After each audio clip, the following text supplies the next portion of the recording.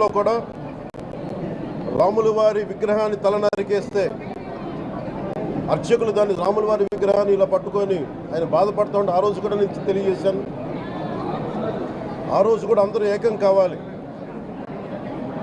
ఎవరి మతమైనా కావచ్చు, ఎవరి ప్రార్థనా మందిరాలు కావచ్చు, దేవాలయం కావచ్చు, మస్జిద్ కావచ్చు, చర్చి కావచ్చు, కానీ వారి మనోభావాలకి దెబ్బతినేలాగా దాడులు జరిగితే బయటికి రావాలి అని అందరూ నేను కోరుకుంటే ఆ రోజున చిలకలూరుపేట నుంచి ఉండే ముస్లిం సమాజం సోదరులు కూడా బయటకు వచ్చి ఆ రోజున మద్దతు తెలియజేశారు.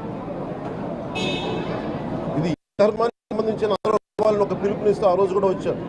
మీరు కావాలంటే అది ఒకసారి మీరు ట్విట్టర్ టైం లైన్లో ఉంటుంది, అది కూడా మీరు చూసుకోవచ్చు. కానీ ఈ రోజున మేము ముందు నుంచి తెలియజేస్తూనే ఉన్నాం. చాలా అవకతవకలు జరుగుతూ ఉన్నాయి, ప్రసాదాలు కల్తీ జరుగుతూ ఉన్నాయి, సరిగ్గా లేవు, ప్రసాదం నాణ్యత పోయింది, డబ్బులు కలెక్ట్ చేస్తున్నారు, రిసిప్ట్లు ఇవ్వట్లేదు, అసలు టీటీడీ మీద కూడా వైట్ పేపర్ రావాల్సిన అవసరం ఉంది. ఇవన్నీ కూడా మేము చాలాసార్లు అనుకుంటా ఉన్నాం. కానీ ఈ స్థాయిలో కల్తీ జరుగుద్దని, కల్తీ ఉంటుంది, ఫుడ్ అడల్ట్రేషన్ ఉంటుంది, చేసే తిండిలో కల్తీ ఉంటుంది, అన్ని దేవాలయాల్లో కూడా ప్రమాణాలు పాటిస్తున్నారా లేదా అన్న చర్చ బయటకు వచ్చింది ఈ రోజున. ముఖ్యంగా తిరుపతి లడ్డు ప్రసాదానికి మహాప్రసాదం, శ్రీవారి మహాప్రసాదానికి సంబంధించి ఇది మీకు ప్రత్యేకించి నేను చదివి వినిపిస్తాను మీకు.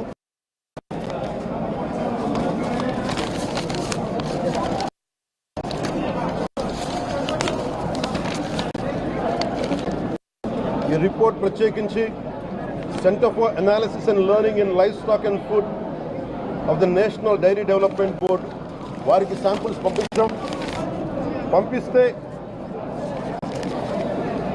ఇది స్టాండర్డ్ వాల్యూ లిమిట్స్ ఎలా ఉండాలి అని వాళ్ళు చెప్పారు. ఏం చెప్పారంటే pure milk fat shall have a reading between 95.68 to 104.32, but all the ghee samples had values around 20, which means the ghee is highly adulterated. దాని సబ్సిక్వెంట్ టేబుల్లో సహజంగా నెయ్యిలో కల్తీ, వ్యాపారులు కల్తీ చేసేది ప్లాంట్ బేస్డ్ కల్తీ జరుగుతూ ఉంటుంది. అదే తప్పు. అలాంటిది దీంట్లో ప్రత్యేకించి తెలియజేసింది సోయాబీన్ ఉంది, sunflower, olive oil, rape seed, linseed, wheat germ, maize germ, cotton seed, coconut, palm ఆయిల్తో పాటు fish oil, beef tallow, lard. Fish oil మీకు తెలిసిందే, చేప నుంచి ఎక్స్ట్రాక్ట్ చేసిన నూనె. బీఫ్ టాలో అంటే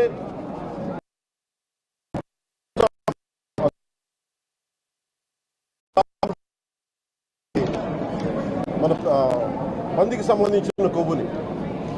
ఇవి ఎక్కువ ఉన్నాయి.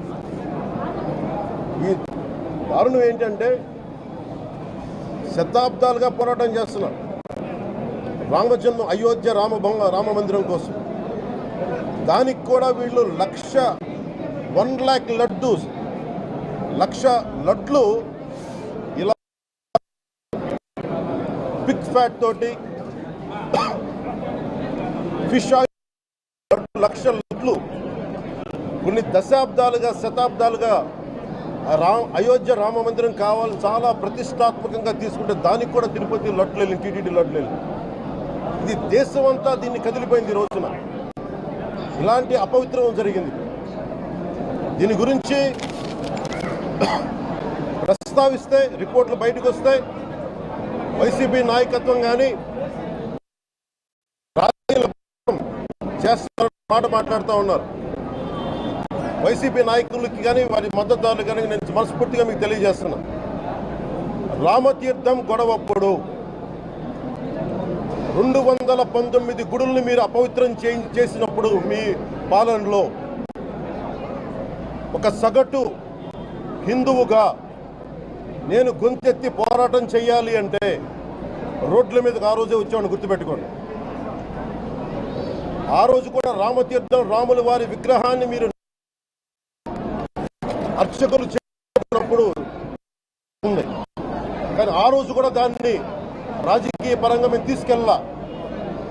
దోషులకి శిక్ష పడాలి, వీళ్ళెవరో కనుక్కోండి. ఈ రోజు వరకు మీరు పట్టించుకోవాలా. ఇది మేము చెప్తూనే నిజంగా చేయాలంటే ఈ ప్రస్తావన ఎందుకు తీసుకొస్తున్నానంటే సమాజంలో అస్థిరత లేదంటే డిస్హార్మనీ క్రియేట్ చేయడానికి మేము లేవు ఇక్కడ. కానీ తప్పు జరుగుతుంటే, దాడులు జరుగుతూ ఉంటే, అపవిత్రం చేసుకుంటూ వెళ్ళిపోతే చూస్తూ ఎవరు కూర్చోం. తప్పు, అది కూడా తప్పు అవుద్ది. ఫండమెంటల్ కాన్స్టిట్యూషనల్ ఫండమెంటల్ ఇది. ప్రతి వ్యక్తికి వారి ధర్మాన్ని ఆచరించే హక్కు ఉంది. ఎవరన్నా వచ్చి ఆ ధర్మాన్ని పాటు చేసే హక్కు ఎవరికి లేదు. ఫండమెంటల్ రైట్ ఇది.